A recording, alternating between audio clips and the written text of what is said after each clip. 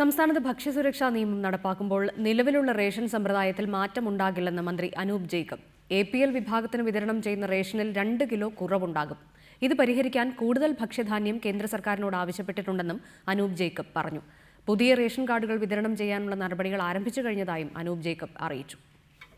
സംസ്ഥാനത്ത് ഭക്ഷ്യസുരക്ഷാ നിയമം നടപ്പാക്കുന്ന കാര്യത്തിൽ സർക്കാരിന് വിമുഖതയില്ലെന്നും നിയമം നടപ്പാക്കുമ്പോൾ ഉണ്ടാകുന്ന പ്രശ്നങ്ങളിൽ കേന്ദ്ര സർക്കാരിൽ നിന്ന് ചില ഉറപ്പുകൾ വേണമെന്ന് മാത്രമാണ് സംസ്ഥാനം ആവശ്യപ്പെട്ടതെന്നും അനൂപ് ജേക്കബ് പറഞ്ഞു. പുതിയ നിയമം നിലവിൽ വരുന്നതോടെ 14.25 ടൺ ഭക്ഷ്യധാന്യം മാത്രമേ പ്രതിവർഷം കേരളത്തിൽ ലഭ്യമാകൂ.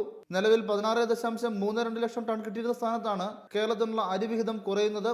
ഇതോടെ APL വിഭാഗത്തിന് വിതരണം ചെയ്യേണ്ട അരിയിൽ 2 കിലോ വരെ കുറയുമെന്നും അനൂപ് ജേക്കബ് പറഞ്ഞു. ഇത് മറികടക്കാൻ കേന്ദ്ര സർക്കാരുമായി ചർച്ച നടത്തുന്നുണ്ട്. കേന്ദ്ര ഗവൺമെന്റ് വളരെ പോസിറ്റീവായ ചില വിഷയങ്ങൾ എടുത്തിട്ടുണ്ട്. ഇപ്പോൾ അതിൻ്റെ അകത്ത് ഇപ്പോൾ ഗോഡൗൺ സ്പേസ് വരുന്ന കാര്യത്തിൽ 1 ലക്ഷം സ്ക്വയർ ഫീറ്റ് സ്ഥലം FCIയിൽ നിന്ന് വിട്ടുതരാൻ, വാടകയ്ക്കാണ് വിട്ടുതരാൻ ഇപ്പോൾ കേന്ദ്ര ഗവൺമെൻറ് അന്നത്തെ മീറ്റിങ്ങിൽ അപ്പോൾ തന്നെ സംഭവിച്ചിട്ടുണ്ട്. അപ്പോൾ വളരെ പോസിറ്റീവായ സമീപനവും കേന്ദ്ര ഗവൺമെൻറ് ഭാഗത്ത് നിന്ന് ഉണ്ടാവുന്നുണ്ട്. അരിവിഹിതത്തിന് പുറമെ അനാഥാലയം അടക്കമുള്ള സ്ഥാപനങ്ങളിലേക്കുള്ള റേഷൻ വിഹിതം, ഭക്ഷ്യധാന്യങ്ങൾ റേഷൻ കടകളിലേക്ക് എത്തിക്കുമ്പോൾ അധിക ചെലവിനത്തിലുണ്ടാകുന്ന 250 കോടി രൂപയുടെ അധിക ബാധ്യത എന്നീ കാര്യങ്ങളിലും കേന്ദ്രം വ്യക്തത വരുത്തണമെന്നും അനൂപ് ജേക്കബ് ആവശ്യപ്പെട്ടു. പുതിയ റേഷൻ കാർഡുകൾ ജൂലൈ മുതൽ വിതരണം ചെയ്യുമെന്നും മന്ത്രി അറിയിച്ചു. റിപ്പോർട്ടർ, കൊച്ചി.